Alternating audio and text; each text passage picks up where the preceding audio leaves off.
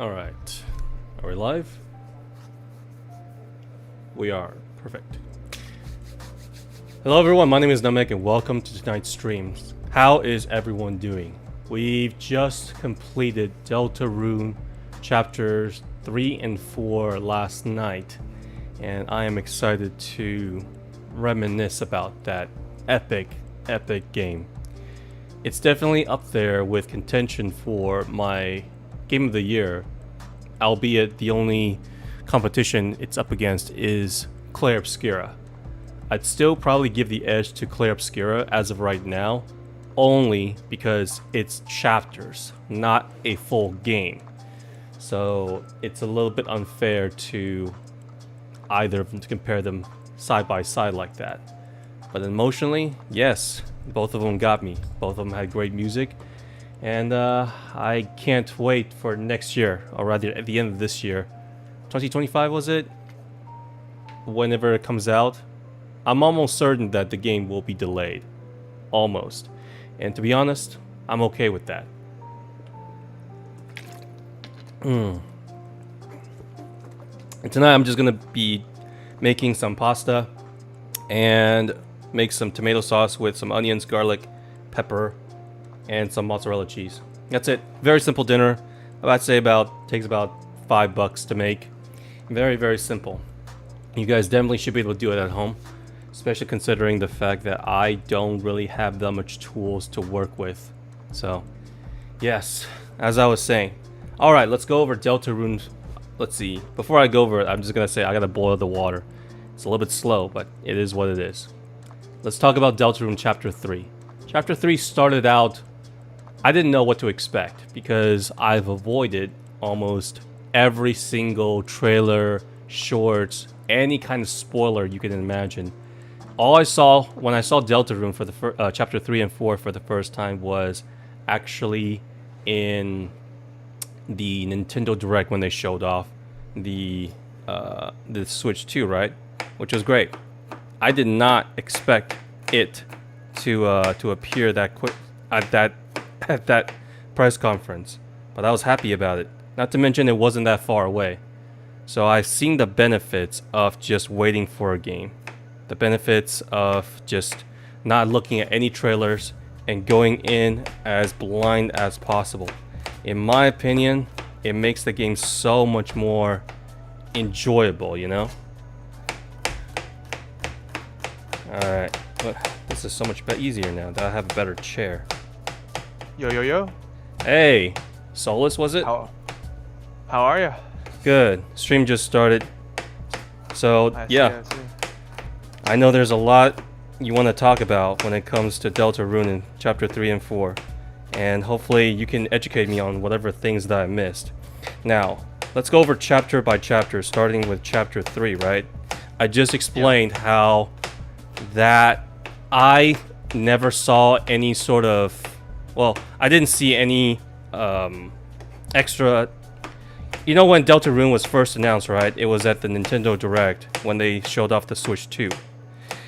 I have not seen any other footage of Deltarune after that. All I knew was, okay, it's going to come out the day that the Switch 2 comes out, and that's all I needed to see. So I was pretty spoiler-free at that moment. I did not know what to expect. I don't know what or who is going to be in it. And to add on top of that, it's been about 6 or something months since I played Deltarune, so I don't remember much. So that was my expectation going in. I gave the chapters a pretty fair assessment because I think that if it really is good, if you're gonna get a game to go chapter by chapter, then a good chapter has to be able to stand on its own. I don't know if you agree with that. Well, it does depend on several factors. I do agree with you for the most part. A chapter should stand out and shine on its own, for sure. But I also do think that it makes more sense that you start from the beginning, right? Because it's a chapter-based story. You wouldn't start a book at chapter 5, the same way you wouldn't start Deltarune at chapter 3, right? Now, granted, Correct. are there people who might do that? Yes, and the gameplay is there for people that do, but you're going to be missing a lot of the story beats, and, well, just the lessons that the games has to teach. Agreed. And before we continue, let me just say hello, Godney. Welcome. Yeah. Yes, cooking stream, as I promised. Now, I promised so long ago that I'd done cooking stream, but now, after many attempts, I finally was able to set it up. And this is actually a pretty good setup. Albeit, I'm quite confined because I'm literally cooking in the living room in front of my goddamn computer. So, I don't have my fridge, I don't have an oven, I don't have a faucet. So, if I'm able to cook a good meal like this while chatting, with the limited amount of tools, you guys should be able to cook too. And I encourage everyone to cook at home. Saves money, it's better for you, healthier for you. Anyways, welcome guys. Feel free to join the Discord because this is not really me teaching you how to cook, but more just using it as a background. And I love listening to background music while chatting with people, especially when cooking. So hopefully you guys find this pretty nice. Anyways, Solus, I was gonna say, in a way, I don't mean it like you have to play chapter 1. I'll give you some example. Some other games, some of my favorite games of all time, were actually not the original. And so I played Mass Effect 2 before Mass Effect 1. I'm not so sure if you've heard of that series. I've also heard of this series, but I have never played it. I've heard a lot of good things about Mass Effect. I just haven't gone around to playing it because one, it's an old game, and I do have currently my time. I'm a bit busy with stuff, so it's not on my list. But I certainly do in the future want to try it out at some point. Absolutely. And another one is Yakuza, the series. You heard of that one? Oh, I definitely heard of that one. I've played Yakuza 0 first. So those two games, they obviously have references to the previous games, right? I didn't understand any of them. However, when I played it, I didn't need to. They stood on their own, and they were so good that they made me go look for the previous chapters and go buy the previous games and play them. That's what I mean, that each chapter, or if you wanted to do sequels, whatever, it needs to stand on its own. So if I play chapter 3 blind, which I sort more or less am, I want to see, I was like, oh, this is actually really good. I want to see what happens previously. And certainly, chapter 3 and 4 does fulfill that role. So, high praise to it. High praise to chapter 3 and 4. Let's see. The only thing that I did not expect, or I guess you can say disappointed, was I was expecting Noelle to be in chapter 3 and 4 as a character. But she only appeared in cutscene, and that's only in chapter 4.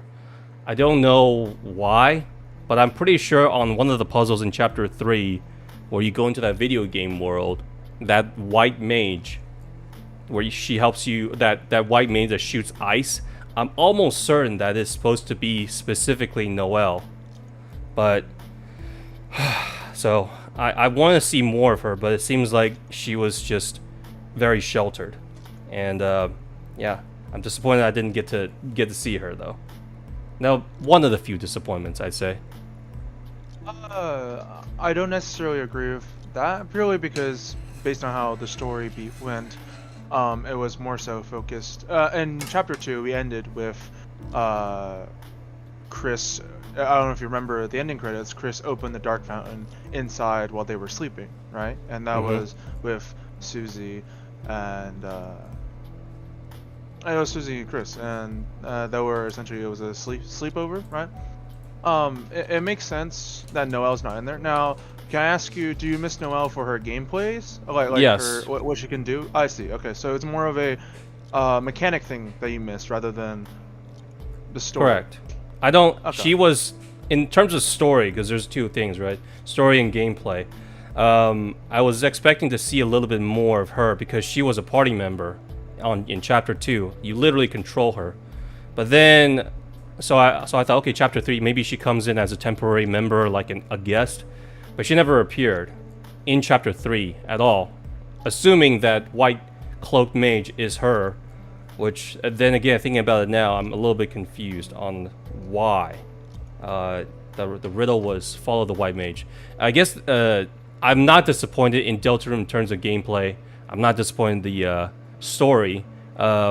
It's more like there's characters, which I'm very happy about, but the lore in the story, I'm still kind of muddled. I guess that's the point because we're only halfway through all 7 chapters.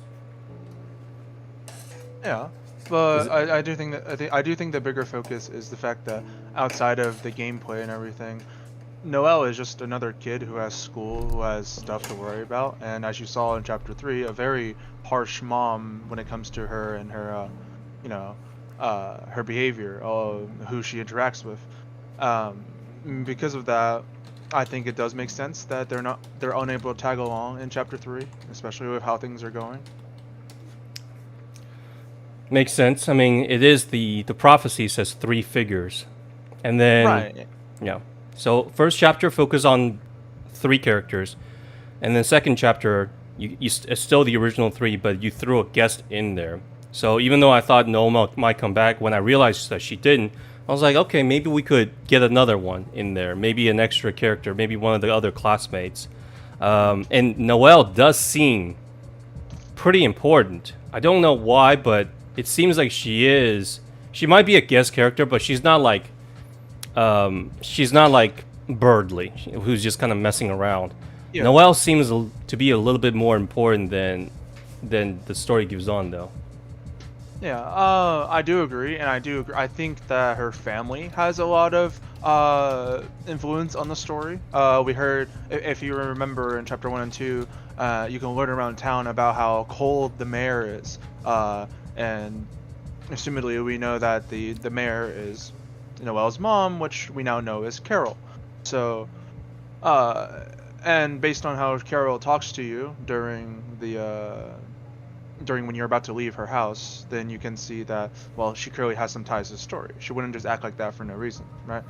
Another Yes. thing with Mhm. back on the gameplay, the game is made for you to have 3 people. It doesn't quite make sense to have a 4th party member, and even when we had Noelle with us in chapter 2, we never got to play with all 4 at once. So there's also that. Okay. Well, the gameplay wise, it's not really the characters that may more or less make the gameplay, because it's Chris, Susie, and Rouse. It's the typical RPG mechanic, right? Which is attack, act, mercy, and heal. What makes the combat interesting is really the enemies, which is depending on how you defend against their attacks. That's the main gameplay. But that's fine. Maybe it's just me missing Noelle as much. Maybe because I want a girl in the party a little bit. Granted, Susie is, I don't know. Sometimes it's a he, sometimes it's a she. I have no idea anymore. So Susie is a girl. She is a girl, yes. Okay, because when I remember Garrison still literally tells like it's a he. I was like, okay, now it gets going back and forth. I'm just really confused. Adrian is saying not ingredient. I meant your keyboard in your kitchen. Yeah, I'm literally cooking inside my my living room in front of my setup.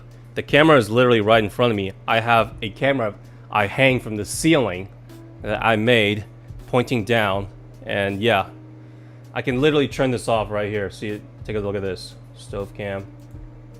Oops. Hold on. There you go. It's literally just my PC setup. Bet you guys never seen this kind of setup before. What are you making there? Huh? Just pasta with some tomato sauce. I see.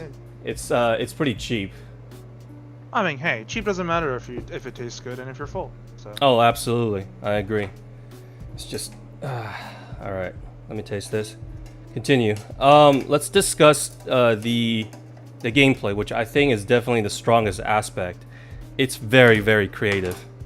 So creative that I'm absolutely impressed by just how much Toby Fox is able to put into these 2 chapters on the different kind of mini games that the combat has. Not just for one enemy, but for almost every attack. Oh yeah, I think it is very interesting that every character gets their own unique attack. For me, in terms of gameplay, I do love the fact that there is a way to puzzle out of every enemy, rather than fighting them. Because to me, if you if you go down the route of just fighting, I do find that to be a bit boring because all you're doing is, getting the best gear and then doing the most damage. You don't get to see the enemy patterns for nearly as long because, well, if you were to focus straight up on damage on your gear, you would easily be able to just one-tap most of the enemies. In one or You two can do turns. that? So. You over level? You can actually over level and just hit them like 1 or 2 hits? Not over level, but you can dish out a lot of damage if you're just if you gear up for that and if you're actually attacking rather than, I see. I think the game is very well balanced, except for, well, until I thought that the sound boss fight, which is not Garrison, that one was quite irritating. But then after like 5 tries, when I guess the game figured out that I have a sound issue, and then it actually showed me visual aspect. You mean Mike? Hmm? When you say sound, you mean Mike? Like No, against the statue Garrison fight, right? Where there's pure darkness. Oh, yeah. Up, down, yeah, when it tells you what direction the attack's coming from. Yeah. Yeah, my setup is fine. It's just that because I'm wearing wireless earbuds, there's like a quarter of a second delay. So, with how aggressive he attacks later down, as the fight drags on, I could not react. So basically, I was more or less guessing at that point, and I find it extremely unfair. And that was pretty much it. But eventually, after like 5-6 deaths or something, the game registered that my sound is not just purely on sound cues is not gonna work. So it gave me a visual cue, which is the flashing of the light, and I beat it after that on the first one. Yeah. As soon as it, so I was gonna criticize that, but afterwards I was like, okay, you taking that into account, so good job. There's a lot of things in like Undertale that sort of has that. Essentially, yeah, I don't know if you remember when you played Undertale, but the Papyrus fight on your Pacifist, right? Obviously, when you're in Pacifist, you have very low amount of HP to work with, and for some people, Papyrus can be very difficult, right? Mm-hmm. I actually recently learned of this, but if you lose to Papyrus enough times, you could just Kill him. choose to not fight him, and he'll just let you go. So It's part of the I story do- too. That's funny. Yeah, and I really think that Toby Fox does a great job of like putting in things that can help people that perhaps have an issue with it, whether it's sound or difficulties with the gameplay in some sort of way. I think he's very thoughtful in that respect. Absolutely, I agree. What other? The chapter 3, starting with that then. Tenna, definitely a great character. You spend a lot of time with him. I guess Tenna will be the last character to have like an arc, which is that when you go to a different dark world, right? That world is usually set around the main antagonist theme. But The chapter overarching 4, villain. correct. Chapter 4 is no longer like that. If you've ever played Persona 5, it's kind of the same thing. If the bad guy has a certain theme, and the level centers around his or her personality, which is great. Tenna, I pretty much saw through his personality immediately, because just like Cyber Queen, and Lancer, they're all more or less misunderstood or being used. So Tenna is obviously being used right here. But as soon as I saw him, maybe after about 10-15 minutes of interaction, I pretty much dubbed him. I was like, okay, he's basically Mettaton, except he comes off as like the guy, like that one friend that you have that's like, please don't leave, can we hang out all the time, kind of like that. He wants to be relevant. Yeah, he wants to be relevant. And then when the chapter shows that, hey, the light world, the dark world, all these characters are basically from that comes to life from inanimated objects in the real world or light world. Then I realized, oh, okay, so Lancer is just a card, Queen is just a laptop, so Tenna obviously is a TV. Oh, hey, Shrady, how are you? Talk about this? Yeah, there's no exactly villain of the week for chapter 4, so I'm not confident we'll be getting them again. 3 chapters in, we get more or less the person being used. And then chapter 4 really starts to like, hey, this is actually the lore. And from what I've gathered in chapter 4, or what little I've gathered, I think it's about prophecy, either fulfilling the prophecy in the beginning. That's what I thought. But then it started to move geared towards, like, we're trying to defy prophecy or defy destiny. That's where I had a little bit of like troubles. Like, what are we doing again? We're supposed to seal up the Dark Fountain, prevent the destruction of the world. Something like that, right? You get mentions of the Roaring Knight all the way back in chapter 1, but we never really see them until the end of chapter 3. Correct. And because of that, now our main villain that we have to deal with is the Roaring Knight, or so we know of at least, right? We also know there's the mystery behind Chris and who he's convorting with, essentially, with the radio and everything. You think that's the Knight? You think that might be maybe. the Knight? Maybe. There's been plenty of theories passed around, like, is Carol the Knight, is whatever, right? The theories are whatever. But back on chapter 3, I really like Tenna's character, because I think it's a great parallel to Spamton, and that's why I love him. They're all relatable in some sort. Like, okay, he or she is acting like this. Their acts are not good, but you more or less understand their motive, which is great. And that's how you develop good characters. And it's how relatable their motives are. You might not relate to their actions, because obviously I can't imagine myself being a TV host. Granted, I'm a streamer. But, you can relate to, like, he's just kind of lonely. All your friends are moving on, and you're just feeling lost. You're feeling lonely. And I think that was really good. Me and Shrady talked about this in chat during the stream, but I think you stopped watching then because you're trying to not look for spoilers, essentially. But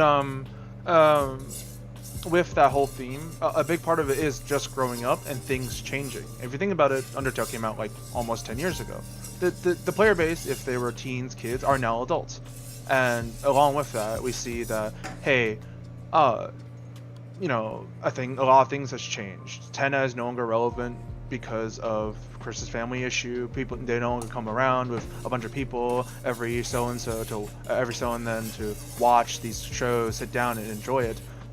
There's been tension along with the family, and we see that with characters like Susie and Chris as well, growing up. I think it's the resonating theme along with escapism in Deltarune, and it's just things are changing. Escapism. Yeah. I think, it's kind of, well, you mentioned Claire Obscure. That's when it hit me. Escapism. You get it right? If you said if you play that game, I was like, oh, escapism. Are we going through that route of going to a fantasy world? Escapism is just like, you don't want to be like real life's tough, or you don't want to deal with the current like things that real life has. You want to be this cool hero, you want to use this cool weapon, you want to fight these bad enemies and always come out on top. But as we see farther and further now, originally it was that, right? Going to the Dark World was that. Chris became a knight, Susie was able to kick ass and do all these cool things, and well, like that. But the more we explore what the Dark World actually is, the more we start to get into these real life themes in that world, right? It's becoming less and less of a adventure for fun and more of a harsh, I guess, reality check. Exactly. The thing is, though, with Claire Obscure, it's that the main theme is trauma and how people deal with trauma. And for this one, I don't exactly know what the theme is so far, but other than just fulfilling destiny or defying destiny. What is the theme of Deltarune, and what is Deltarune at all? Is it just friendship conquers all, or people move on but you deal with it? I don't think one story necessarily only has to have one theme. I think there's a lot of themes in Deltarune based on different characters you talk to. For Susie, it's hope, changing up to be a better person, and knowing that, hey, it's not too late, and just because someone's better than you at some things doesn't mean it validates what you're doing. You saw that in chapter 4 with the whole Gerson teaching, essentially being a mentor to Susie. Rousey with the lessons of, hey, it's okay to say that not things smile. aren't okay. Smile. It's okay to cry. It's okay to let Yeah. some of your friends take some of the burden rather than just shouldering your only on yourself, Mhm. right? Yeah, but I do believe the overarching theme is growing up, is things are changing, and I think that generally is it because you see it's almost everywhere, especially with most of the people in right in Undertale you play as a kid, assumedly, and now we're essentially somewhere around high school. Asriel, our Chris's brother, has already moved on into college. There's been a divorce between Toriel and Asgore, and things are awkward. Right? It's no longer all, it's no longer just rainbows and princesses and black and white. There's the morally gray here. You need to take that into account, right? And also just it's how characters are. But unlike the Clair Obscur, where the actions in the painting doesn't necessarily reflect or affect the real world, right? It affects the family, but it doesn't affect the world itself because it's just with a painting. But in this one, the dark world definitely affects the light world, doesn't it? Because the prophecy says, unless you stop the dark fountains, then if you don't, then the world would be destroyed. Oh, there So are very much repercussions for if you do something wrong in the dark world. There are repercussions in the light world. I don't want to go into it, but you see that with Snowgrave. So if you take the alternate route. the alternate route, I'm guessing that's the Yeah. route where you kill everyone, the Yeah, Geno but route. it becomes more than just kill everything. It's a lot heavier than what it was, and it's also a reason why I couldn't really sit through it myself because it generally made me uncomfortable. So It gets that dark. it really does, yes. Okay, I will probably only play it after after the original or after all 7 chapter comes out. I think that's pretty fair, right? Yeah, that's definitely fair, but there are a lot of yeah. As Shady says, it's not just genocide. It's called the weird route because it's weird. You do things that it's not just strictly evil. It feels out of place, and that's the most I'll get into without actually spoiling anything. So I see. All right. Anyways, I was gonna talk about. Shreddy made a good point. Is that he said that I was saying that Susie seems to be like the main character rather than Chris. I still don't understand Chris's character because, I mean, he it's weird where you can say that Frisk from Undertale is a black and white character. You either Geno Rowd it and or pacifist everything, right? I mean, even in neutral, you kind of understand why uh, he continues to maybe kill some, maybe spare some because he was being threatened. Like for example, I killed Undy when I first attacked, even though I tried to reason with her. So there's that. For Chris, though, I'm very, very confused because it seems like if without the heart, which is us, he seems to be a bad guy. What's your I theory about that? I completely very much disagree. Let's start with the first thing you've said first. In Undertale, how Chris is a not Chris, Frisk is a black and white character. It's more so Frisk is a blank slate as to which you get to decide what their actions are, and you don't really have any information about Frisk outside of oh you fell down, right? You don't know Frisk's family, you don't know what Frisk who Frisk is, you just know they're a child and you get to decide what Frisk does. So Mm-hmm. essentially you're playing as Frisk or whoever you named them to be, right? A um blind character.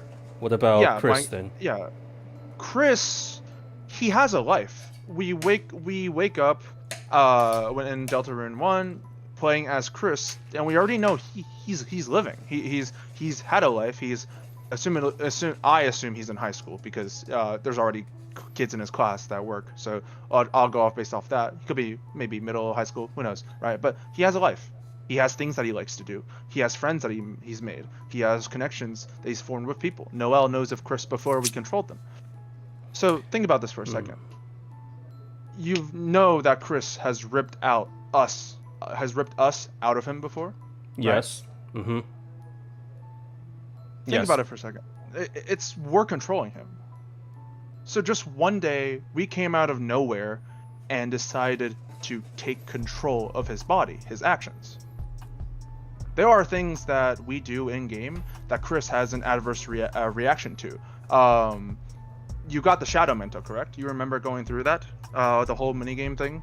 Yeah, with the other Tenna, the co-host. Yes. Yeah, so you remember in one of the scenes where you get the sword, the only way to progress is to kill your teammates, Chris and Susie and Rouse, right? To get the level you need. I don't know if you've noticed, but when you do, Chris literally turns the other way because he doesn't want to look at that. So there's a little bit of control there. But based on all the evidence we've seen, we're controlling Chris's life, and in a way that he doesn't want to, right? He's again we've been told that Chris is good at piano, but he doesn't play it, at least not when we're around until chapter 4. So I see it more of as Chris hates us in some way. And well, when you put it like that, I kind of don't blame him, even if we use him to do good things. Hey Ned, glad you could make it. Oh yeah, for sure. I mean, I think someone put it this way when I talked to them about it. Someone said, we tell Chris to flirt, or let's say there's an option to flirt with an enemy. We tell Chris to flirt, but he chooses how to flirt with people because we never know what he says, right? So that's another part of it. Now, granted, we do good things, and we are rewarded for doing good things. We see people are much happier. We help people like Rouse and Susie through things that otherwise, perhaps Chris might not know how to handle. And I think that's good. But there's certain part of, like, no matter what, you want your reaction, what you say, to be from you, not from some other entity that you can't control. That makes sense. You guys are opening up my eyes to a lot more stuff, because understand, I mainly focus on the gameplay, and on story and lore wise, I more or less just say what's on my mind, and I tend to forget things afterwards. So that's why I enjoy these kind of gameplays, so I don't mind backseat. One sec. Hey Mom! Alright, it's done. And yes, this is how I cooked. Just one pot, one pan. You guys, those of you who don't cook, I promise you this tastes really good. It's just pasta with tomato sauce and whatever you have in there. Dude, I love tomato. That looks good. I'd eat that. Yeah, all I'm missing is just some basil and then just some fresh mozzarella. It's vegetarian. If you don't have mozzarella, then it's purely vegan. I'm not into that lifestyle, but this probably cost me about $5 to make. Take the cheese out, probably $3. Yeah. I was there for one, by the way. I'm good. Hey, you got it? Doing alright. There you go. Straight, welcome Ned. We were just talking about Deltarune and Strady and fuck. God damn it. Gunnar. I know your name. Solus, that's right. That's Solus. Yes. Yeah. Hello. Because I can't see your name on Discord, but It's all good. It's all good. Yeah. I'll just type hi in chat so you can scroll up to it. Alright. Anyways, Shady's saying that during the prophecy, where Chris is described as a cage, and it very much means that it cages us. You'll see that at the end of chapter 4, he literally took us out to go to sleep, right? So we assume that he can live without the soul, but probably can't do too much. Another thing I want to mention is, how we see him weirdly walk, like almost very creepily when he takes us out? Yeah, like a ghoul, like a ghost, yeah, like a zombie. He doesn't have to do that. He can walk normally without us. He just does it when we see him, and that theory is mostly based off the fact that we've seen him walk normally when we're just a soul in Susie and what's the word, in Noelle's house. If we're caught, Chris will literally run and pick us up and then put us back in the box, right? Mm-hmm. And he walks normally then. So assuming that walk cycle might just because he knows that we're watching. Yeah. Guy is saying the fact that we can teleport from a character asking us a question and our soul moves to the dialogue option in the real world is so trippy. Oh, nice observation. Hey Lucifer, welcome. Chatting, just finished cooking by the way. This took 20 minutes, 15, 20 minutes, and I cooked it all on a chair. So, anyways, we're discussing Deltarune. We're discussing the lore. I don't have much to say about the combat because I think it's absolutely creative. I talked the one combat that I had an issue with, which is the audio thing, but that fixed itself. The other one I was very bad at was probably the Jackenstein fight, but that's just me not very good with Pac-Man. But everything else was like really fair. But I guess if there's one disappointment about the combat was the Titan fight, epic. But the fight itself, like just purely the gameplay, he had like 3 or 4 attacks. The fish, and then the bunch of embryos, and then afterwards he just shoots a cannon at you.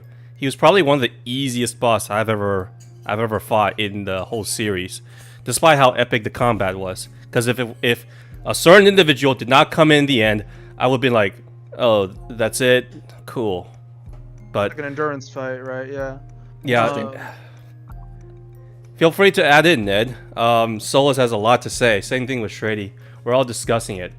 And Shreddy is saying the phone call mentioned that Chris can't enter the dark world without a soul. See, this is where I'm getting so confused. I understand. Oh, you're in here? Cool. The only thing I'm confused on is the lore of Deltarune. I can't right now. I don't know whether Toby Fox is like being a genius, trying to like George R. Martin me, or or going all Marvel and going with the whole multiverse theory stuff. I was like, I don't know which one's which, because it seems to me, I just feel like, are we going through a different? Because there's different routes, right? Are we setting up a new universe or a different dimension with the whole Destiny thing? Because it feels like, hey, because with Undertale you can play it over and over again, right? And I feel that it's crawling into Undertale as well. I don't know whether I like it or not because it's not finished. But Deltarune seems to the original prophecy saying, in the end, in order to save the world, something Susie has to do that she does not want. It has to be done if you want to save the world. And her response was like, it'll never come to that. I don't know what to make of it, because I think it's more than just her sacrificing herself. If it was just, that's okay with me, because she has become such a heroic figure that it's like, it's just self-sacrifice. I have no problem sacrificing my life for my friends and the people I've met. But she looks so distraught and disgusted, and so to the point where she's denying, like, that is not going to happen. We are not going to let that happen. It has to do something. It has to do with something else.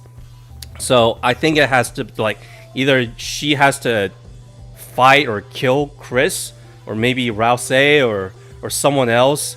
So that's the feeling that I'm getting. Feel free to elaborate on that for me, guys. For me, I less care about what the prophecy is. More so, I know it's something devastating, right? No, I think you're right. If it was just Susie will sacrifice herself, I think she would be less. I guess enraged would be the word, because you see her hand literally bleeding as she punches, as we assume she punched the prophecy to make it shatter, right? Yeah. Because she just does not believe in it that much. Maybe it's something tragic, like maybe they all have to die or something like that, right? That we don't know. It's actually not even in the game, because some people tried to dig it up and found that it literally says nothing, and then it breaks before we see it. So we don't know. Smart. Right. Can't go off camera. Can't go out the boundary for it. Yeah. But whatever it is, I do think. Well, considering she refers to Chris, she's just like, we see her very resolute when she punches it, but there's doubt. She's doubting it, because especially at the end scene of chapter 4, she's like, right, Chris? She's not sure, because it must be something that's terrible, right? And it plagues her. I've looked after finishing chapter 4. I had to look up on these stuff, and some of these stuff that I'm looking at, like what is going on, because I needed some refreshment. And the ending that shows that Noel will be slain, I did look on the Reddit. I was like, is that what it is? And that's why I came into that. I was like, Noelle seems to be a very important character. However, she doesn't really appear all that much. And so that's where I'm getting all sorts of confused. And it says the original Deltarune revolves around the legend of three heroes save the world from dark worlds from destruction. That's pretty much it. That much is accurate. Also, that the top one, it says Noelle will be slain. That's a Deltarune Reddit thread. Forgive me, I don't use Reddit, so Reddit's like someone will post something and then people will discuss about it. I don't think anywhere in the prophecy it said Noelle will be slain. If I remember that, I think that would have been very stick out in my mind if it actually said that. I see. It has. Do you think Deltarune will be much darker than Undertale? The only dark, Deltarune is Undertale is kind of dark, especially if we go to the Geno route. But that's if you decide to go that. But if it's pacifist, yeah, we're already dealing with harsher themes in terms of Deltarune. Even ignoring the other route of Deltarune, we're dealing with way harder themes and more complex emotions as well. Because in Undertale, it's just, you kill everyone, right? You're morally bad. You want to erase the entire world. You don't give a shit about the people there. Okay. Right. That's whatever, right? This game does a lot better job of making you feel for the characters and the character themes. I'll say like breaking down because she thinks she's not worth anything except to make you happy, make Susie and Chris happy. Susie having a rough childhood through little bits that we learn about her, stuff like that. It goes on. There's a lot harsher themes, and in my opinion, I think that already makes it a way darker game in terms of tonal choices. And if we really want to get into it, the other route definitely is darker for Deltarune compared to Undertale. I didn't look it up, by the way. I saw some thumbnails, as you saw, in my YouTube page. But I think it has something to do with Chris and Noelle in the bath or in the room or something like that. But I did not look into it. I will clear it out of my head, and I will wait until chapter 7. I finish it, and then I will go to the other route, see if I can handle it emotionally. Shreddy is saying, now that you mentioned what the bunker code was, well, we actually already know what that code is, even though it's only one of them. There was 1, 2, the first two numbers, and then we didn't know the last two. And then you're also saying there's actually a theory that the girl hero that's mentioned in the prophecy isn't even Susie, it's Noelle. At no point does it say that it has to be Susie, and the silhouette has a cloak/robe. So the first thing with the bunker code I like to mention is I think it's very heavily implied that Chris knows the code because he literally stops us, the player, from reading it fully before, the whole like soul shenanigans show up, right? So Chris himself likely already knows. Meanwhile, I think there is very much theories about, hey, maybe Chris doesn't want to get into the bunker, or there's something holding him back from actually wanting for us, the player, to get in, right? That kind of thing. I see. Let's see. Guy saying, that guy says, I think the point of the Titan 5 was supposed to be like that to emphasize the music, desperation, and story. I definitely felt the tension there. It was definitely the most tension I felt in all 4 chapters. It says, Toby came up with Deltarune before he even started working on Undertale, because the idea came to him in a fever dream. So clearly the game is already completely planned out, and it's going to be peak. I see. I did not know that. So Undertale was more of him seeing if Deltarune was even possible by planning out Undertale, right? So, as for the Titan fight, look, I get it. It's really depressing in terms of its themes, and nothing you do is going to kill this thing, but like, it doesn't feel difficult is the thing. Like, you could easily go through that without taking any damage. And so I think the gameplay has a mismatch with how essentially towering this thing is supposed to be. Yeah.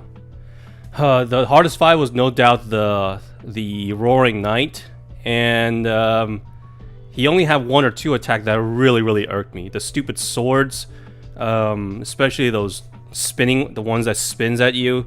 Basically Sans. If you played Sans fight, then the bone where you weave through the bones. That one is really annoying. And then I guess the attack where all those rocks coming at you, sometimes it goes from down. You have to dodge downwards. Sometimes you have to dodge left and rightwards or upwards. That one was quite challenging. But none of the fights in here, now that I can remember, were ever truly unfair, or they got an advantage. I think that's good though. I think that's very good because there's players that aren't. I think Toby wants people to enjoy the game that aren't bullet hell gods or be good, essentially really good at the game. I think it's okay to go through the game taking damage and not having to essentially do a fight over and over again just to see the next part.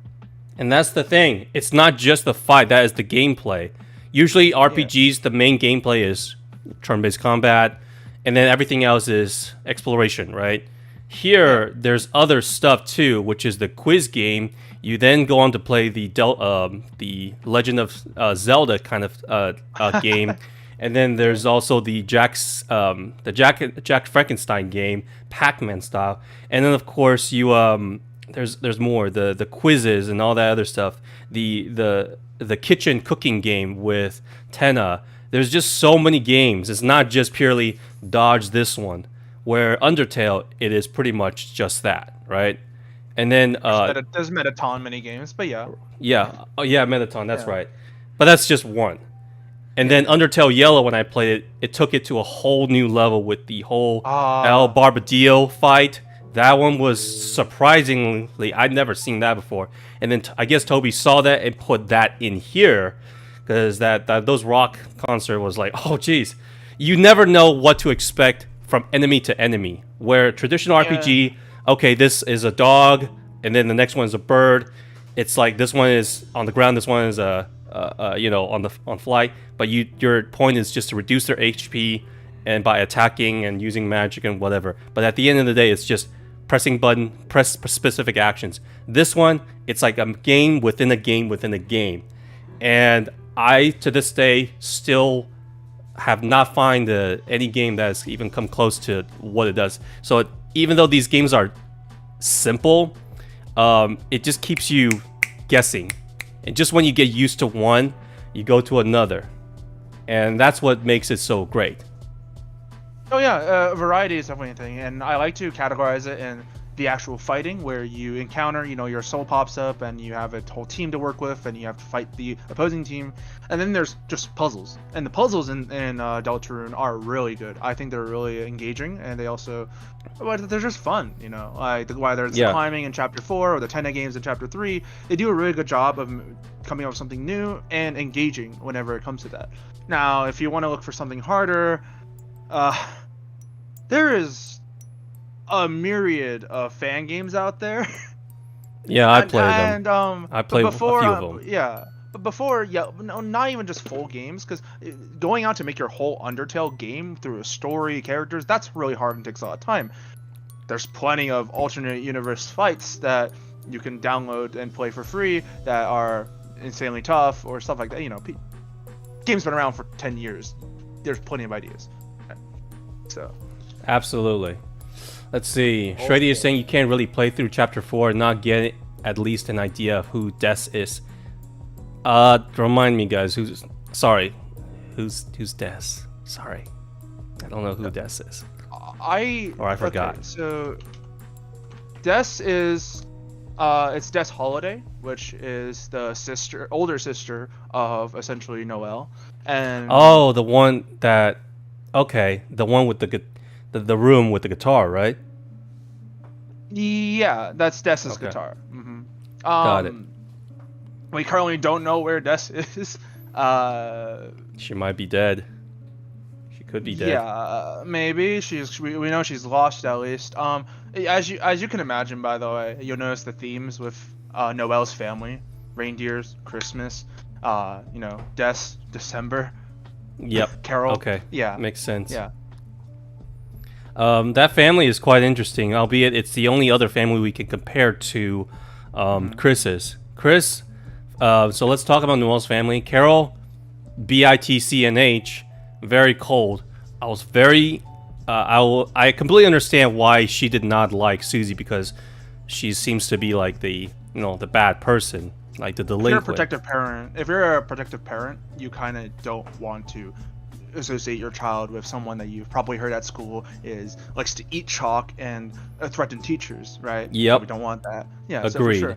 So I don't see her Um, as a evil person, at least not yet. That's just, I mean, I just call her a B because of her attitude, and then it turned around and just says, "You're welcome here anytime, Chris." And then there was that emphasis on you. I was like, "What is going on here? I don't really get this." So, And the number one most popular theory right now is that Carol is the Roaring Knight. And again, that I don't like to delve into theories What? that much. really? Yeah, there's a pretty big theory. It was either the biggest things before chapter 3 and chapter 4 was Chris is the knight because we literally see him open a fountain, or we see that Carol's the knight, or one of the supposed Noel family, right? That was a knight. That's essentially the fan theory. I don't like to get into it that much because it's all theories, right? It's nothing's concrete. But based on fact, however, Carol is the mayor of the city, of the place they live in, and there can be a lot of connections made because of that. Asgore used to be the police chief. I think you remember that, right? Yes. Asgore used to be police chief before Undyne and was essentially kicked out of the well, we don't know what exactly happened, but he had to step down due to complications. Though I think there's definitely the game definitely alludes to perhaps what Carol being responsible for it, because who would have the power to essentially knock Asgore out of the role other than Carol, right? And also Carol seems to have with how like she interacts with Asgore, and also if you She visit treats him Asgore's like house, I wouldn't say a slave, but more like a underling. yeah, in a way. You see you see in his house there's a note that says, "Hey Asgore, your rent is due. Stop giving out flowers and start selling them." See, we can assume that's Carol.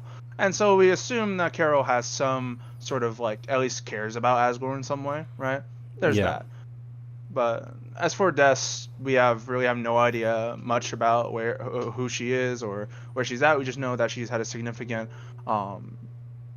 very significant effect on their family. And well, Noelle's first reaction when when Carol came in was like, "No, that was me, right? I gave Susie the guitar." So we assume that Des probably means a lot to Carol. Agreed.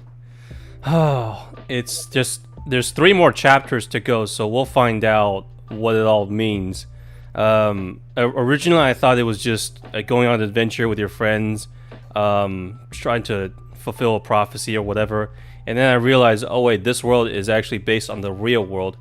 And then when I saw light and darkness, so one, they cannot coexist together. That is impossible. But there's also the other part, which is you cannot erase, one cannot exist without the other, right? It's like 2 sides of the same coin. You just can't have them together at once. Oh yeah. So I was wondering, like, what is the theme Toby is trying to tell me here? What is the purpose of this whole game itself? So that's why I'm a little bit muddled right now. I don't think there is one consistent theme. That's my thing. There has to be The story one doesn't main theme, though, right? There has to be one. Yeah, the main theme I think is still growing up. That's my sort of thing on that. But I think that you can't really just look at that and say just sum the entire game up to that, because there's so much more that has to offer through each character than who they are, because they're written really human-like. They're written as people, and that's what I love about a story. And it's just the fact that you fall in love with the characters and you get so immersed that you start caring about them, right? Agreed. What about like the speaking of that, why did they tell us, or if I remember correct, because I didn't remember that Asgore and Mom divorced, but did they tell us a reason?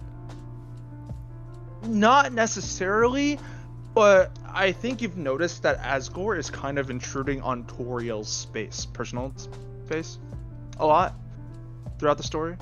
Yes. But he was Yeah. trying to win her back, obviously. Yeah, but Uh, I think as a person, you should definitely respect boundaries. If you guys divorced, and she doesn't want anything to do with you, you shouldn't be constantly trying to get things back. Essentially involving other characters like Sans, asking him for love advice when, well, Toriel just needs time and room, probably, right? So, Right. I don't think that in Undertale, though, I understand why Toriel left Asgore. It's obvious. And he was firm in that stance. Here, though, he's a lot more softer. And I don't see Toriel as someone who's just leaves her husband just because he is, like, very fluffy and being a little bit too sweet. So he must have done something, or something must have happened. If you want my theory on it, and this is essentially what I've gathered, and this is also going off what Shady is saying there, it's likely that Des disappeared, and we don't know what happened to her. And Carol maybe wanted Asgore to find her daughter, but couldn't find it, and so therefore that's the reason why she told Asgore to get off the police force. And maybe it's because of him losing his job and resulting into being just selling flowers instead, is the reason why Toriel might have left Asgore. Now that's all very much like speculative and not very concrete at all. But if you that's kind of like the closest reason I have to knowing why, because we see that Asgore's a really caring person in Deltarune, right? He genuinely cares, even if how he's going about it is just objectively wrong. He genuinely does care, right? Right. It's not like he enjoys it. Also, Yeah. Nutmeg. What's up, Ed? You've been quiet. You, you remember yesterday, last night's stream, I was making a character portrait. Oh, yes. Well, it's in fan art channel. And our channel. If you would like to have a look. Well, that's a spoiler, all right? Mm. You're talking about this one, then? No. The bottom one. This one? Yeah. The very bottom one, the newest one. Yes. The Widow King from Bendy and the Dark Revival. Huh. Interesting. Cool. That's really cool. There's the eyes. I was wondering where the eyes are. I thought it was just the horns. Very Well, cool. actually, if you remember in the game, it's a spider-like entity with a mouth for body. You gotta understand, sorry, I don't remember much from Bendy other than, what is that guy's name? The, goofy-looking guy. What happened to him, that made me quite upset. His fate. That made me really angry. Sorry, I can't remember everyone's names, though. Boris? Yeah, Boris, what happened to him was absolute disgusting. I hated it. But then there's another version, so, like, ugh. But, very cool drawing. I like how I got a FNAF fan like you, Ned, in my chat. And then I got Solo, who's basically a big fan of Undertale and Deltarune. I love hearing these things. I never had friends in real life that are so passionate or go on to these theory craftings and gives me so much insights on games they love. Because everyone else is just Call of Duty or World of Warcraft, and there's my really no God. lore. I was like, Yeah, not really. it's less I'm an Undertale and Deltarune fan, and more of I love writing and I love well-written characters in writing, and that's why I fall in love with those games. So Well, Ned, Yeah. I think it's a great drawing. Keep it up, man. Did our stream inspired you or something? I just felt like pumping out another character portrait. It's actually a redo of, because I attempted this character before, but I wasn't very proud of the result, so I redid it. And I'm very proud of this one. I think Well, turned out it makes sense aesthetically because it looks like it's made with literal, black ink, washed ink, which fits the narrative of Bendy's. So it makes sense. So I'd say good job, man. Good work. Yeah, Thank you for sharing. Share more. Feel free to join my Discord, guys. Got people sharing ideas, sharing thoughts, and sharing arts. I love it all. Just don't share weird stuff, like your dick pic or something like that, please. Okay. All right, I'll ban you for that. That's something I cannot forgive. All right, Guy is saying, I want to help connect the dots for what Chapter 5 has in store. So Gerson says stuff about a garden being charred and an inferno of jealousy, which implies that the next Dark Fountain is in Flower King. Okay. Yeah, so I was actually a bit curious about this myself. I haven't looked too much into what Chapter 5 has in store, but out of random, I just get a recommendation on YouTube of Flower King, which is just a remix of Asgore's theme someone made. But yeah, there's some hints. I'm not the biggest person on this because I don't know much about it. I haven't really looked into it, but yeah, there's been already speculations on where the next chapter is going to be and what's going to be a theme of next chapter. Let's see. Speaking of the release date, as you guys can see, it's slated to release in 2026. I personally think it will get delayed just because knowing Toby Fox, he wants to release multi-chapters at once. Releasing one chapter is kind of like, it's kind of a tease, you know, if you know what I mean. I believe he'll probably change his mind. You know what, guys? I'm just going to delay it, and in that way I can release 6, 7, and 8 for you guys. If that's the case, so be it. Not that I'm against him just releasing Chapter 5, though. But if we can wait 2 to 3 years for 2 chapters, we can wait another 2 to 3 years for another 2 chapters. Yeah, I was like, I'm cool with it. Sure, whatever. Do whatever you want, man. Let's see. Ned, any thoughts on Deltarune that you've seen the way that I played? Because every chapter I play from 3, you might say, okay, 10 is my favorite character so far.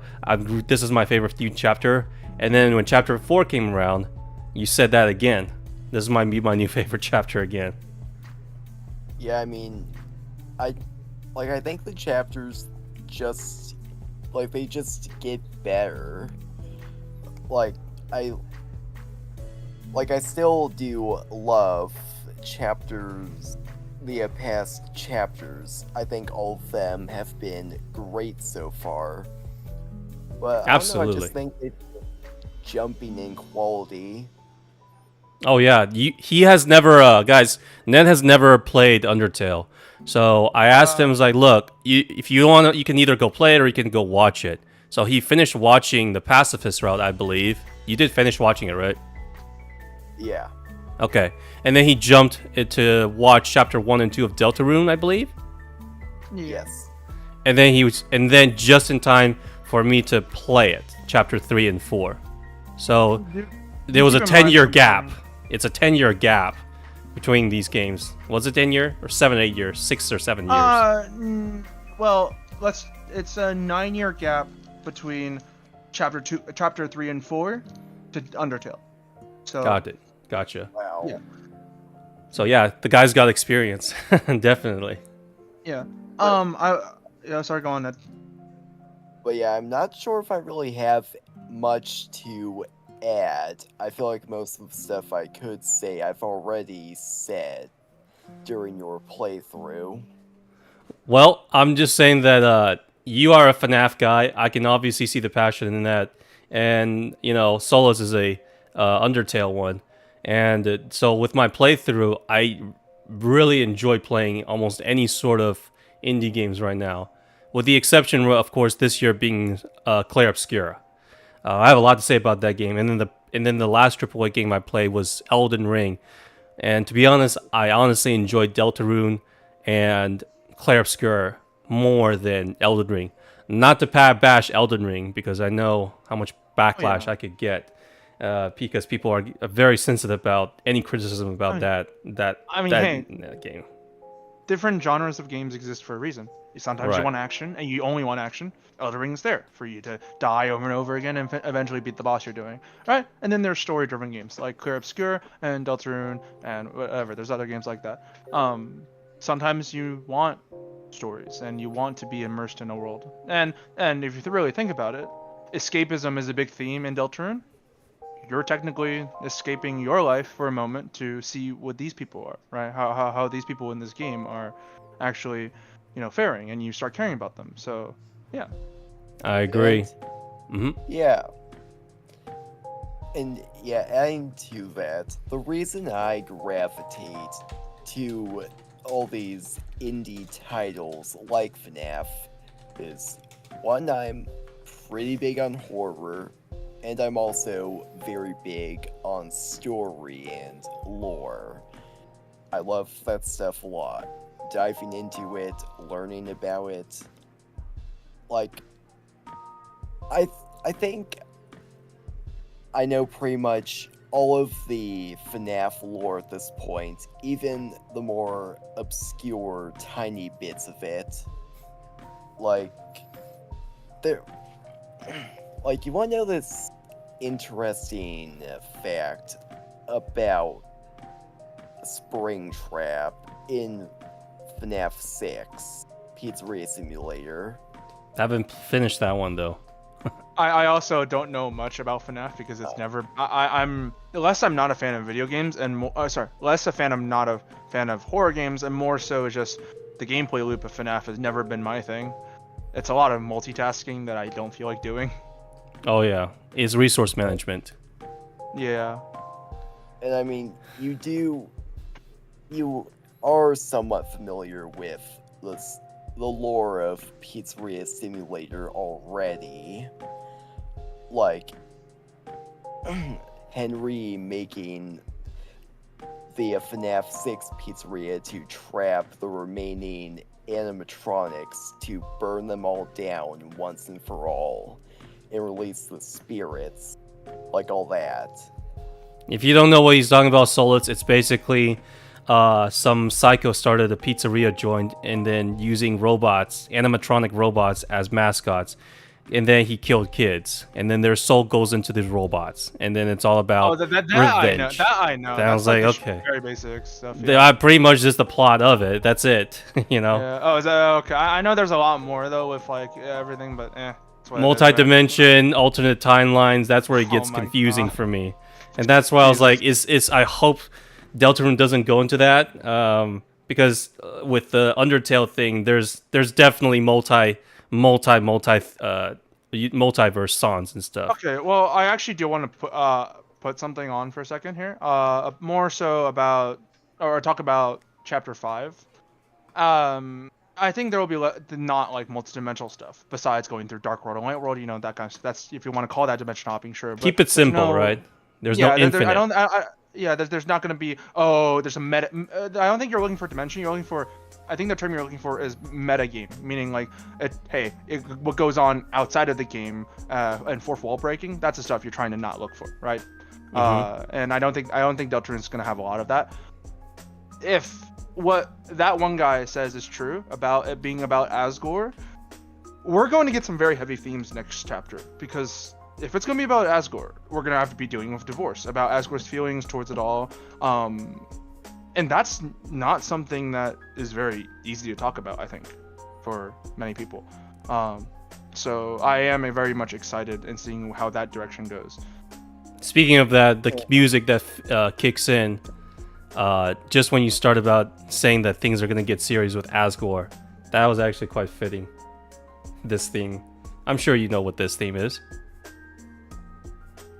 Also, don't know if you can hear it though. I can hear it. I can hear it on your stream. What's up, Ned? It's back to the. Would you be down to hear that lore fact I mentioned earlier? It doesn't really appear in the game at all. It's from the books. So, yeah, you won't really figure it out by playing the game anyways. Sure, you're welcome to share your thoughts. That's what this stream is for. Okay, yeah.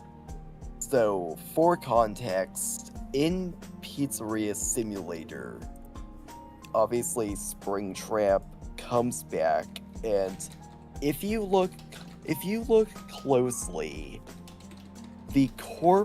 William Afton's corpse in the suit in Pizzeria Simulator looks much more intact and much more human. Like, it has a much more fully formed head and everything, which which is strange because in FNAF 3, William looked very mangled in the suit. Like he didn't even have skin.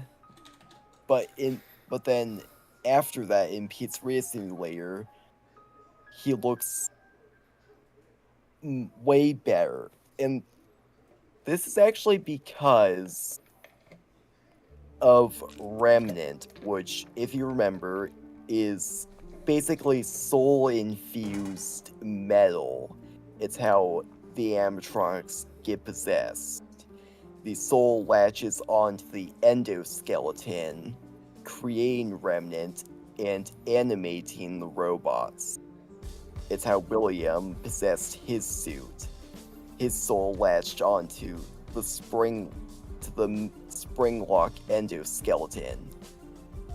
And basically in the books we learn that Remnant has healing properties. So William basically, his body healed after FNAF 3, which is why he looks more intact in Pizzeria Simulator, because his corpse healed and grew flesh around the spring locks, making him more fused with the suit. Huh. So, alright. I mean, there's not much I can say about that. I don't know anything about FNAF, but sounds morbid. I'll say that. Yeah. It's, I don't know, it's just kind of it's both cool and terrifying to think about. Well, I need to finish that game first before commenting on anything, though, because it's probably the ending. If I haven't seen the ending, then I really have no idea what you're talking about. Again, So, sorry about that. No worries. It doesn't really appear in the game. The only, but when you do play the game, if you do, honestly, you actually can't even really get that good of a look at his corpse in the suit from the game. Well, I want to play that game in VR, but it keeps crashing. So that's the problem. And FNAF in VR, if you never play that Solus, it is absolutely terrifying. It I don't sucks. have a VR out, and I don't have a VR headset, but yeah, I'd imagine. I cannot explain to you just how much VR enhances any horror game. Much less FNAF. Even I don't find FNAF to be that scary because it's just purely jump scares. It's like it's like PG style horror, but just being in the dark, alone with like that sound of silence, the white noise, it makes you extremely nervous. So, oh God. I don't like jump scares, not because they're scary, but I think because they're cheap. That's why I don't like them. Depending on the jump scare, of course. I like suspenseful horror, because what happens when you get jump scared is there's a release of your of the suspense that's been building up, right? Whether it's FNAF, where you're waiting and all of a sudden you mess up, boo, right? All that work and all that like tension all of a sudden comes out, and then it goes back down to zero, right? Now you're building back up again.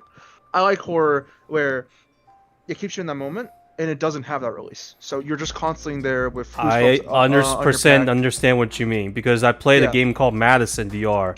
It's full of jump scares, but there are the most horrifying aspects in that game is usually when I'm feeling extremely claustrophobic. Like I go under into this well, and the water is like right at my neck, and the ceiling is right here, and it's pure dark with like water, and you have a camera. I felt like I wanted to either throw up or I'm suffocating. And then just when I was like, oh, maybe something's there, I flash my camera, nothing's there, and it makes me so unnerving. It's so horrifying that I never want to play that game ever again.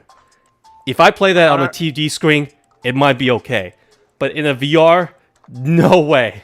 absolutely nobody, unless you have Mr. Beast money. Then you may sure give me $1 million play again. It's like sure, I'll play it again. But no way I'm not doing a challenge run to go back into that game. And the fact that right now you guys can actually talk in Discord with me in VR, I think it makes it far more interesting. Yeah. I want to talk about Shady, what Shady's saying, by the way, about Sure. essentially development with Deltarune and Undertale. If you don't mind, that is. I don't. Okay. So with Undertale was made by Toby Fox and Temmie, which was essentially the artist behind Undertale.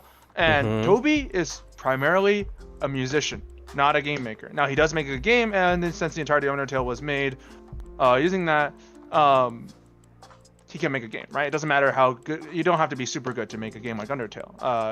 But the music behind it is what really sells the game like that. Is because you might take one quick take though. You might be mad about me, but if I say this, and everyone else in my chat, I still prefer Undertale soundtrack over Deltarune's. That's okay. That's completely okay. I don't think that's a core opinion at all. Because of the sheer amount of, well, okay. Here, let me give you an example. You know Napstablook? Do you know about Metaton and how they're related? Remind me. With Metaton. Metaton is actually inside is a ghost that's a relative of Napstablook. Right, and unless you do a little Easter egg in the game, you're not gonna find that out. But if you have a good ear, there's motifs from Napstablook's theme that's in Metaton's theme, and vice versa, and you can find it in different places and stuff. And so without even having to go through this Easter egg that's obscure, you can find that out about the characters. And that's why I love Undertale's soundtrack. Now, with Deltarune, we have a bigger team now. It's not just Toby Fox and a music artist. It's more people. It's a way bigger team. Now, is it a huge team? No. But it's a bigger team to the point where not all the work is handled on Toby Fox himself, right? And that's why I don't think there's going to be a delay for Deltarune Chapter 5, and that's the only reason why. And I also kind of want to go into some of the nuances with Toby's coding. You remember that moment where Metaton tells you to go through the funny puzzle, right? The puzzle that you have 90 seconds to complete, I think, and it's just a bunch of colored tiles. Yes, and I remember that one. You know the text that pops up? Yeah. Like well, Metaton's like talking, right? And it moves with him. Do you know how that's coded? I know nothing about coding. Every millisecond, that text box is being destroyed and a new one is being made to replace it. Okay, so you can't. For it to move, rather than a more simpler version of just having it move with the character, or move with the screen, right? So, and there's that, and there's so many other like funny things that just the dialogues, right? The dialogues you get from the characters, instead of pulling the dialogue from like a separate sheet or somewhere else, there is one page in the files where it's a giant if statement, and it's if player is XYZ, if player has items, etc. It'll pull that line, and there is like if statement 30,000 or something like that. It's just a giant line of code, and it's so funny. But the game has no issues, so. That's the thing, though. With these games, I think that limitations breeds creativity, and with all these AAA games with their huge ass budget, they are focusing on the wrong thing that most players want, which is the gameplay and the characters. So that's why I feel every time a game developer, for example, Final Fantasy VII Rebirth, I think it's a pretty good game, but I feel tired playing it. And I certainly don't want to replay it again because of all that extra. You know what I mean? The walking around, going here, activate the tower, go here, press, try and go to scan this. It's so tiring. I've never had that issue with any of the indie developer because it's short, to the point, and they don't drag out too often. I think the best way to describe it is like, you know, in a cutscene, right, in a AAA game, where you control your character. He's like this, trying to go forward with the camera and stuff. It just drags on and on and on. It's like, can we get this over with? We had that section in Deltarune Chapter 4 with the one where they were changing the where the three characters were walking towards the final stage, right? Not it wasn't that long. I believe it was like just a minute or something. But what makes it unique is that they added. It started with you taking damage. That's a gameplay right there. It slowly builds up the light and it shows, okay, Chris has the light. Keep going forward, and then you have to dodge some of the attacks, and then eventually the attacks becomes undodgeable, and then switches to Susie, and then it switches to Rouse, and then it's like you just barely made it. The entanglement or the intertwine between gameplay and story was so interesting that you are never bored, compared to like a AAA, which is just hold the drift stick or press up to keep going forward, if you know what I mean. I don't want to get started on AAA games, but the biggest thing I'll say is just they spend more of their money on their marketing than they do on creating a Agreed. good game, and I think that's just really poor. Like, they probably ask themselves, why are these games getting so much popular, or why are they so much getting attention? It's because, well, for one, they care about their players' time, right? as a developer, you should care about your players' time. They're buying your game, for God's sake. But there's no respect when it comes to that. Call of Duty makes a few differences in their gameplay and maybe a change in a few models, and they call it a new game. It's not. But sure, I guess, right? It's just. Ugh. I mainly still want to play single player games because Call of Duty is mostly multiplayer. But yeah, these single players games have actually, these indie games have actually revived my interest, my passion for video games, and I'm happy about that. So right now, it's. Do you like? Mhm. Do you like roguelites and Souls-likes? Not Souls-likes, sorry. Roguelites and roguelikes. You know, Spell those? for me. Okay, well, do you know the game Hades? I heard of it. This Hades the game. Yeah, Hades the game. It's a type of game called a roguelike, which essentially you go through a essentially dungeon style or whatever how the game sets it up actually. You go through something and you come back and you do it again but stronger, that kind of thing. Hades is a great example of a single player game that has a really good story, and that story will progress the better you get at the game, and you beat it again. So that's why if you like single player games, I recommend trying out roguelikes because they can have a lot of time for you to put into the game, whether just playing whether playing it on stream or just having fun in general. I think these are great value games if you enjoy this type of stuff, right? They involve stuff. Hades itself involves stuff like build making, thinking about what upgrades to get, and also focusing on the overarching story, and has many unique interactions with said mechanics in the game. So Roguelike game. I'm gonna have to try it out then, because I've never heard of roguelike genre before. Oh, So, really? No, I That's know. surprising to me. Because the gameplay to me, it looks like Diablo. A bit like Diablo. Do you know Binding of Isaac? No. That would be another one, though I actually don't recommend.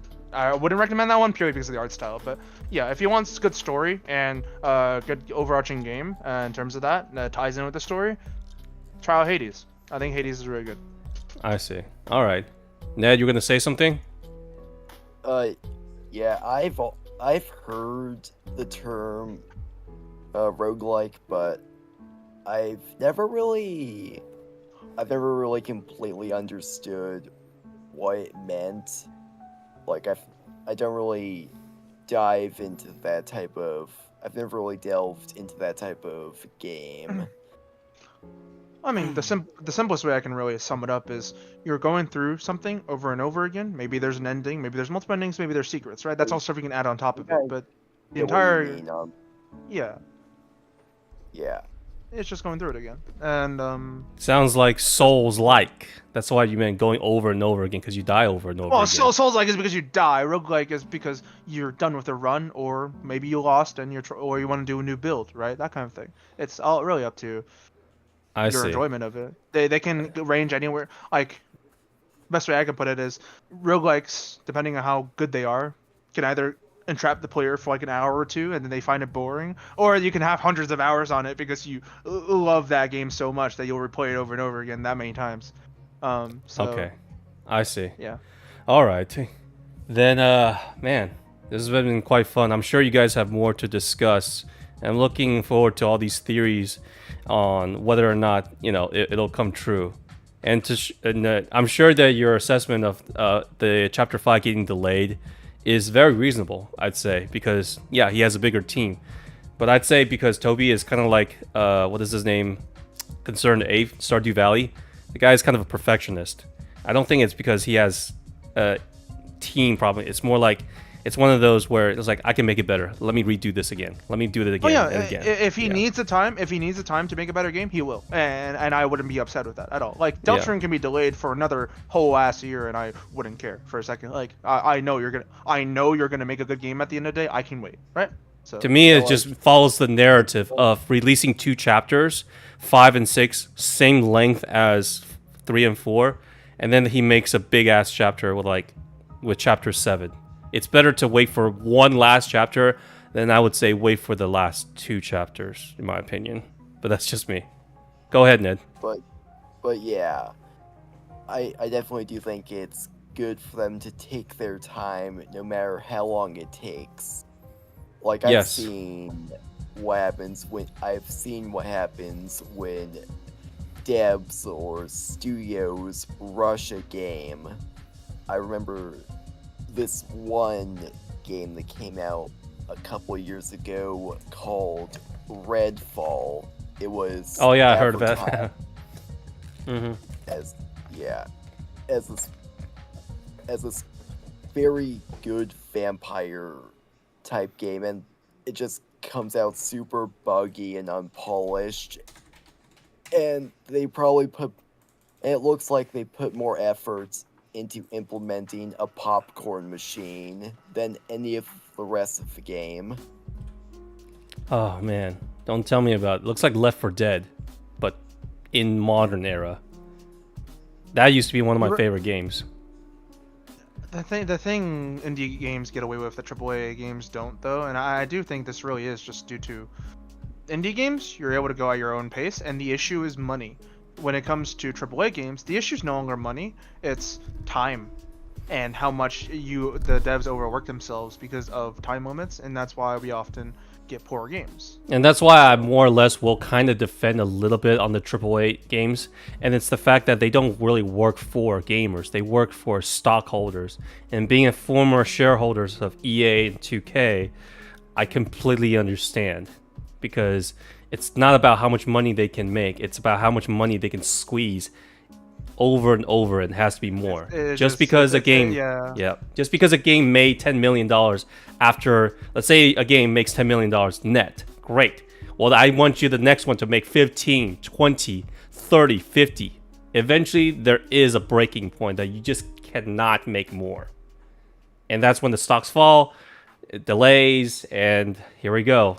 And the passion for the game becomes it's non-existent. So it is what it is. So defend the devs, don't defend the company behind it. Yeah, I agree. Blame the shareholders. One of them being me, or used to be me. What's up, Dad? Even with a game like Security Breach, an arguably less severe example, but either way, like, that game definitely was rushed. Like, it came out very buggy and poorly put together in some parts of it. I heard about the glitches, and it was glitchy when I played it, and that was years after it came out. But I think that's the part of the charm, because it's no longer really a horror game. It's became a rage game, and I became more horrified and scared of doing this thing over again and over again, just because the control or some kind of glitch messes me up. And that's where some of the it's like a very funny, somewhat sadistical enjoyment I get out of it.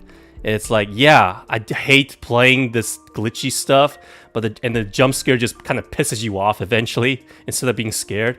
But when I go back and watch it and edit it, I was like, this is actually kind of entertaining, watching this guy torturing himself. So there, that's why I really enjoyed FNAF in my own personal experience. Yeah, and here's a interesting fact about Security Breach's development that actually explains the story aspect of it and why that came out the way it did.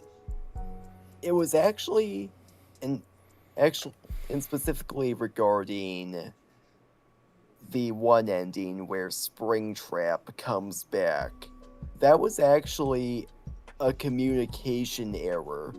The whole story was meant to play out differently, but so basically Scott I get did it. not get. Yeah.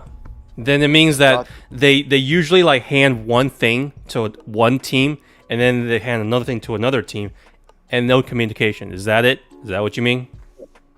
No, Scott basically he did not give Steelwool any context on the story. So that's like Springtrap wasn't even supposed to move in Security Breach. He was just supposed to be a stagnant entity in the background, from what Scott said. And yeah.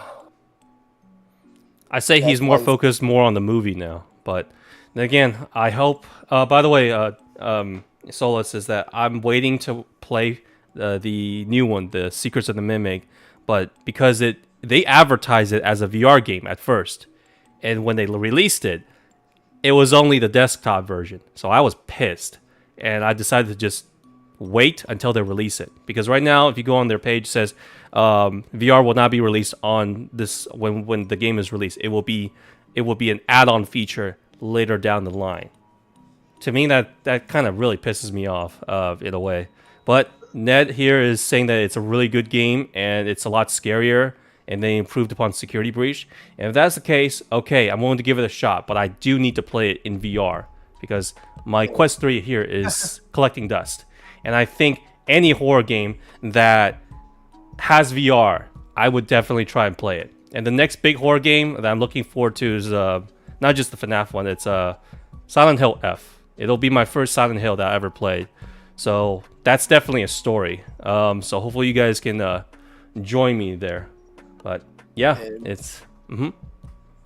Yeah, Secret of the Mimic, I think, is just great overall. Like, even, like, the soundtrack I very much enjoy. Like, it's just good overall. Well, don't be offended when I play it and I complain about it. If I do see something, I will say it. I would if don't get too I'm fair with every single game. If Deltarune Chapter 5 is not good, I will call it out. I would say this part is stupid, this part doesn't make sense, this gameplay sucks, and I will call it out. Thank goodness it did not happen for Chapter 3 and 4. I can't think of a single thing that was bad. And the complaint that I had was it resolved itself, so that was good. That's it. And yeah, that's completely fine. If you don't end up liking the game, I'm completely fine with that. Well, like, that's even good. with myself, there are definitely games that other people enjoy that I don't really enjoy as much, and it's all good. Sounds good. It's, yeah, like, I'll tell people, hey, play Deltarune, right? But if I have a friend who don't like single-player games and also don't like to read that much. They care about action more than care about story and character development. Because they just... And that's okay, you know? Deltarune is not a game for them. Now, am I going to flame them for that? No. There are people that do, though, and I think that's really poor. But also... It's from my experience from playing Elden Ring, okay? Yeah. Yeah. The fans there are kind of insane. Yeah, but there's also on the flip side, I think, and there are people I've met where they're like, I only enjoy this type of game, therefore I think the other type of games are trash. But I also think that's No, really those are cool what we as well, call 'cause- elitist. I don't associate myself yeah. with them. So it's really just you have to be in between. There's games you like, there's games you don't like, but even for the games that you don't that aren't for you, you should at least look into why they're good, right? And for other people, they're not bad because you don't like them. Yeah, same thing. It's the thing with me and platforming. I'm Mario, Donkey Kong, great games. I just can't enjoy it because I Hollow absolutely Knight? stink. And that's even a harder game. Okay, I know Hollow Knight Yeah. is a harder Yeah. than Mario will ever be. Okay, I tried Mario Galaxy. I was like, okay, I get the gameplay, but I don't find it all that fun because I'm just jumping from things to things, and it frustrates me more because I just absolutely terrible at it. So that's why I don't stream Marios or any of those games. But that does not mean that Mario is a bad series and they're bad games. So it's far from that. That's just on my part. Nintendo, on the other hand, Nintendo is interesting. Also Switch, bad. the Switch 2 drama is crazy. But yeah, anyway. I just want them to fix the online thing, and they still couldn't do that. The online still sucks from what I hear, and then that means that I have no reason to buy it. And I'd rather play Mario Kart 8 rather than the World one, because I have far more tracks and far more people to play with. So what is the point of buying that console right now anyway? Well, then, guys, I hope you guys enjoyed the stream. It's just chatting stream, me cooking something. We can discuss certain topics about the game and other stuff. I'm off tomorrow, but I hope you guys at least have fun. This is like a podcast kind of bit, just friends hanging out, talk about their thoughts and sharing their arts or their passion and their theories about whatever they want. And we're just here to listen. So hopefully you guys enjoyed it. All right. Yeah. Yes, it was great. Sounds good. It's not gonna be every day, of course. I'm not that Yeah. interesting. So tomorrow I'm off since it's Sunday, but I'll be back on Monday, probably with another horror game or something like that. But you'll see what I play. No, it's not gonna be Secrets of the Mimic anytime soon. But until Have a good VR one, comes then. out. All right. Yeah. See ya. You have a good one. Alrighty. Thanks for joining in, guys. I hope you guys have a good night. Later. Yep. You as well. See Bye. ya.